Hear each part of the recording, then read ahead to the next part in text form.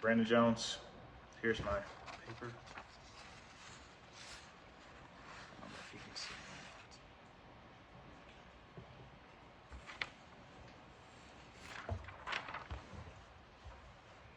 that. Okay, my name is Brandon Jones. I'm going to teach you today a little bit about psychology. It's a pretty big umbrella, but there's some things today that I really want to focus on. Okay. What is your name today? Bree? Good. How are you doing? You doing all right? Yeah, good. How are you? Good. Okay, I want to start with the basic blocks of psychology. So, what do you think the scientific study of mind and behavior is? When I say that, what do you think that is? I'm assuming psychology, since you said that's what we're going to be learning about today. Good. I want you to start it off easy. Awesome. Good, you got that down. All right, this is important because we deal with humans all the time. Going to work, leaving work, kids, adults, old people, young people. Everyone works different. Everyone's brain works different. So what are some examples that you have at your workplace that deal with psychology? I work with kids, so I feel like I use a lot of child psychology probably with working with kids and how they interact with one another, how they play with each other on the playground, and even just how they're learning in the classroom. I also have to deal with their parents and my coworkers, so there is kind of that side of it that I am trying to understand where parents are coming from, how they want their kid to be taught, how they're parenting, and then just coworkers, how everybody works kind of differently, but we all have to work together to come up with lesson plans and to teach something specific. So I feel like psychology is probably used all the time in my workplace. Yeah. It's probably not something that I think about often. All the time. Different cultures, backgrounds, experience on the job. Okay. So we know that psychology has a big umbrella. There's thousands of terms that we can go over, but we don't have that much time today. So I really want to focus on these key main ones that I believe we use on an everyday basis. Okay. Behaviorism. That is learning from an external stimulus like observer behaviors, basically.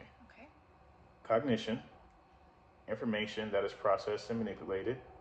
Biological approach, this is focusing on the body and the brain and the nervous system, how all that computes like automatically. The brain doesn't think about what to do. Next, social culture approaching. Social and cultural environments influence behavior on a day-to-day basis. I'll talk about that in a moment. Humanistic approach, a person's positive qualities to have personal growth. Do any of these ring a bell on your day-to-day use in the school or gym? Like you said earlier, you brought up culture, and I think probably the sociocultural part has a huge part to play because in the district that I teach in, at least there is a lot of growth, and currently there is a big Indian population that's moving in. So as a school, we've tried to ensure that we're doing a good job understanding the culture more, and we do things like Heritage Night, so different cultures, and it's not just with the Indian population, but all cultures at our school are able to show off different things in their culture and show what they wear or things that they eat and different things. So I think that's a big part of That's right. If I'm not mistaken, Prosper allows the kids and the parents to participate in that, right? yes. Yeah. Yep, the parents get to come and help their kid and bring food and Yeah, food is big. Food is big. yeah. Okay. What do you think of cognitive? How does that work? What do you think that is? Probably their brain and what they're thinking and what they're what they're demonstrating. Okay, yeah. Or also known as cognition. And then cognitive, that's another day. There's multiple of them, but Okay. I can just touch on this today. So I have some examples. We're going to play a little activity. I'm going to give you some examples, and we're going to try to match them. Okay. If someone is learning how to ride a bike, and they haven't been on a bike in, let's just say, 17 years, and just woke up one day and said, hey, I'm going to go buy a bike. When they first get on the bike, put their foot on the pedals, what umbrella does that fall under in psychology? Probably part of it is just like your working memory, because you have to go back to what you learned as a kid. I'm assuming this person probably rode a bike as a kid, so they're just kind of going off of memory, how they did it. Yep, that is cognition. That is correct. Good job. Thank you. Yeah, very good. It's, like I say, it's like riding a bike. Never forget unless you're on it. So, next example, let's just say it's prom season in the USA, and girls typically wear dresses, guys get tux, rent fancy cars, take nice pictures, but other cultures, they don't have prom nights like Prosper does or Frisco.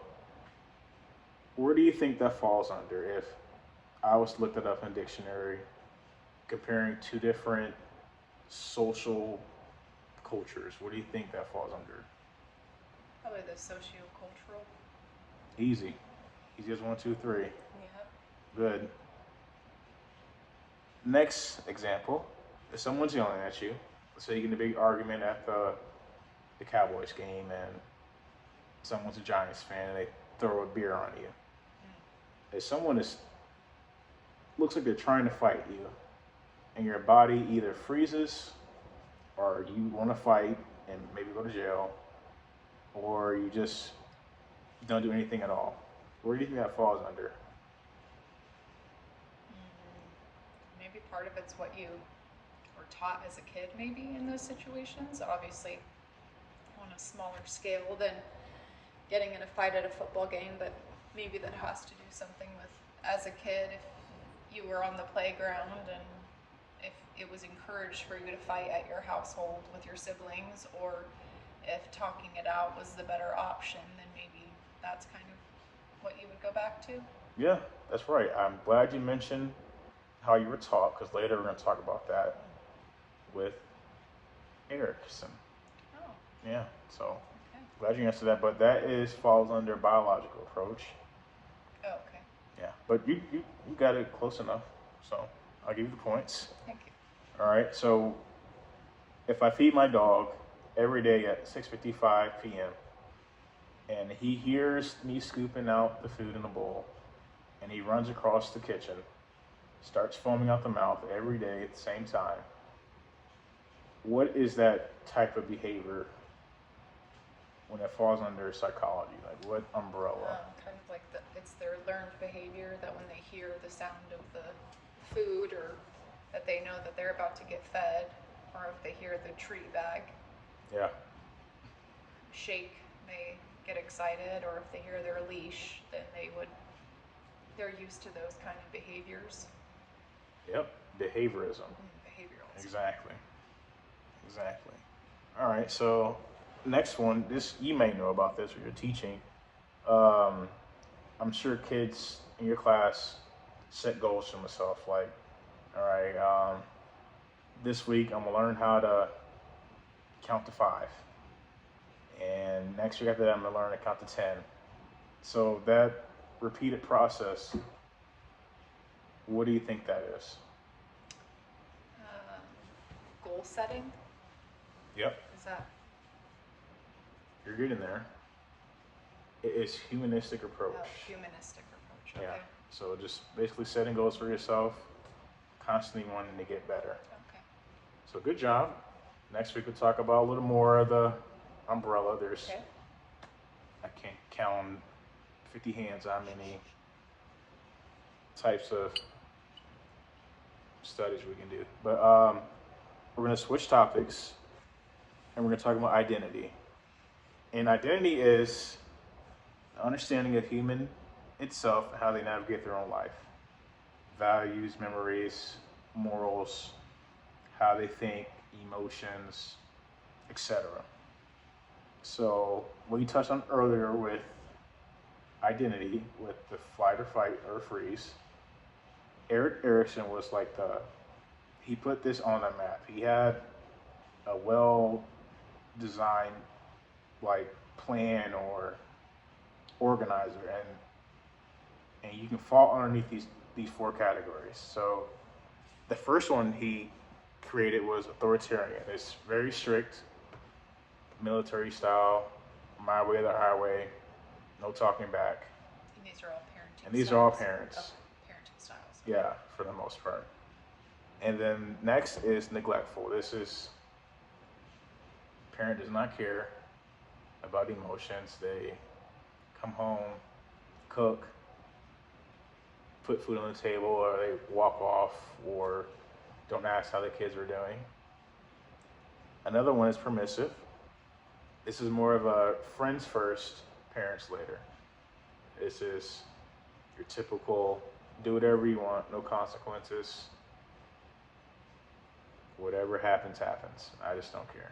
I just want to be a friend. Okay. Oh, So, it's like a yes man. okay. What were the four again? Sorry. I have one more, Oh. then I can go over again. And then authoritative. This encourages child to be independent, but still place limitation. It helps control behavior with extensive verbal conversations. Okay. So the four are authoritarian. This is your military. This is by the book. Okay. Authoritative, that's the almost like the bend don't break. Somewhere in the middle. They set boundaries, but if you step over them, let them know ahead of time. Okay. And the third one is neglectful. This is the whatever happens, happens. Okay. Permissive, that's they're like a yes man. They just agree with everything, don't express their emotions that much. Okay. So we have some few examples. I'll go over with you. Let's just say, okay, you can go to the movies, even though it gets out past curfew, but come home right after. Where do you think that falls under?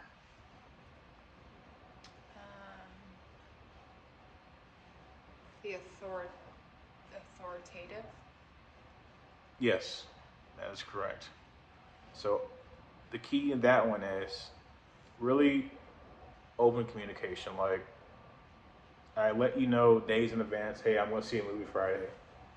But the showing I can only get tickets for is at 8:30.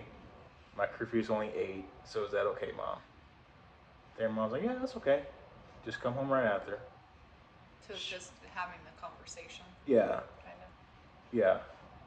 It's like setting the boundaries ahead of time. Like there's kind of a little bit of mutual respect there, maybe. Yeah, yeah. Just share your location. Okay. Yeah. All right, that's correct. Let's say the child goes to a midnight showing at the movies and does not tell them it's going to be late. And they come home at like 4 a.m., loud, in the kitchen, grabbing some milk or something. And the parent does not have any consequences for this behavior. Like the parents hear them coming in, they look at the nest, they look at their phone, roll back over. Even though they gave out all these rules ahead of time. That's hard because I feel like it could possibly be the neglectful or the permissive. Yep. Pick one. Well, it sounded like the neglectful means that you just don't, that you wouldn't even notice that they're gone or care that they're gone, but it sounds like in this situation that they are checking to make sure that they did make it home, so probably the permissive. 2 thumbs up. That was a trick question. Oh. I tried to get you. Yeah. So the key on that one is they're actually checking their phone. They're actually hearing that they're home. Yeah. They just don't want any trouble. They just That don't go they're back to okay sleep. with them having fun. I Yeah. guess. If it was neglect, they wouldn't even look at their phone or the Nest. Yeah. They'll probably lock all the doors in the house, double bolted or something. Like, hey, I forgot you're going to the movies. Okay. All right, let's do another one. The child is not allowed to talk back, and the parent reads phrases like, because I said so, or I'm your mother, I'm your father. But this child is very obedient. They do well of following the rules. Authoritarian. Bingo. This is your military style household. Not saying these are all bad, but usually a parent falls under one of these four categories, and hopefully the child responds to one of these four and respects it, because that's when conflict can arise, when if they have two different, I guess, love languages. That's another topic for another day, is love languages. But yeah, very good. So growing up, where were you born at? In California. All right, what part? San Luis Obispo. Okay, so your parents fall under one of these four categories, and what do you think they fall under, like in your household? I think they would be authoritative. Um, when I was growing up, I felt like I could communicate with my parents that if I wanted to go to a football game or if I wanted to go do something, I just had to communicate it with them ahead of time and just let them know where I was going to be, and they were usually okay with it. Yeah. But at the same time,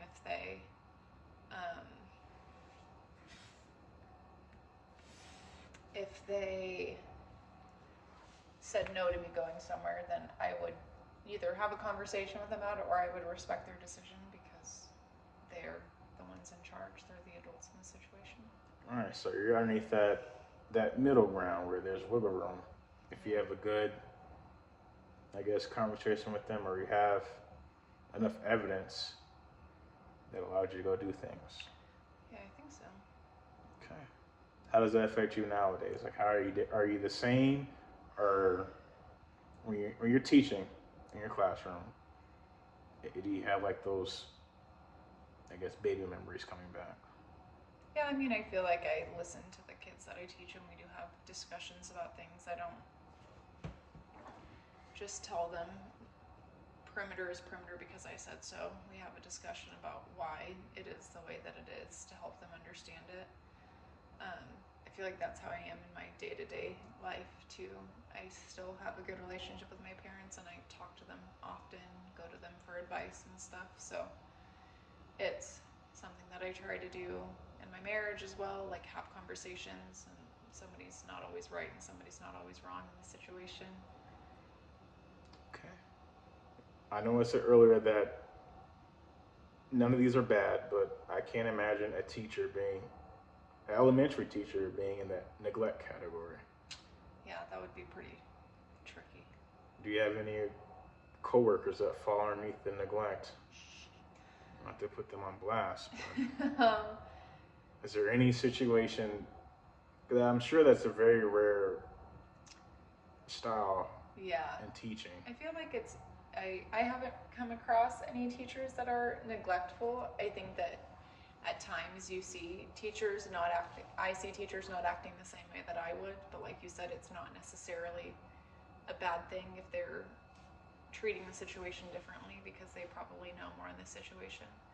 I think that if I saw a teacher in this neglectful area and neglecting kids, I would definitely say something to them or to the administration, just because that's not our jobs as teachers, is to have kids feel like we're neglecting them.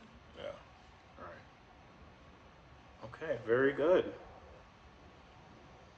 So what are some things, going back in the lesson, that you worked on as a child on your day-to-day life that continues in your adult life now?